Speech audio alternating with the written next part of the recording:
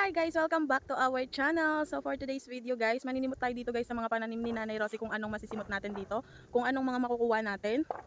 So since kailangan natin ng healthy living na tayo ngayon, kukuha tayo ng mga gulay-gulay na pwedeng kunin. Or yung maninimutan lang tayo kung anong pwede ditong makuha. So samahan niyo ako, tara na! Siguro guys, umpisahan ko dito sa may tanlad. Kukuha tayo nitong tanlad guys. Ayan o, tanlad. Ayan guys, nakakuha na ako ng tanlad. So, enough na to guys. Nakakuha na ako ng tanlad guys. Ayan, enough na to guys para papakuluan ko lang naman to. So, mana pa tayo ng mga masisimot natin dito. Ayan guys, manimot tayo dito. Syempre, maglinis na din tayo. Since nandito na tayo. Igaw na ano.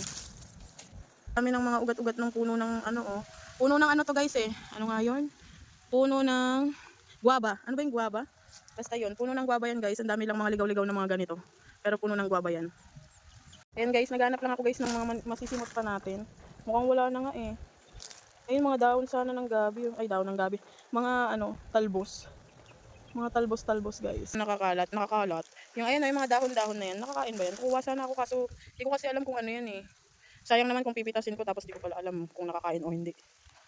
Ayun guys, kukuha na din pala tayo guys ng malunggay para sa gagawin nating nilaga. Samahan niyo ako kumuha ng malunggay. Ito guys, oh, malunggay. Ay, maliit pa siya. Bata pa siya guys. Meron pa doon oh. Kaso, pwede na ba yan? Baka mamaya bawal pa. Kuha din sana tayo ng suha kaso wala akong panungkit.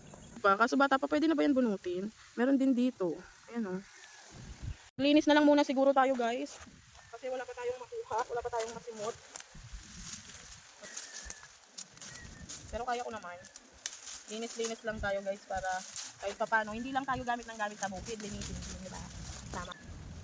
So maglinis tapos hindi prepare. Dapat may pantabas. Diba? Tama?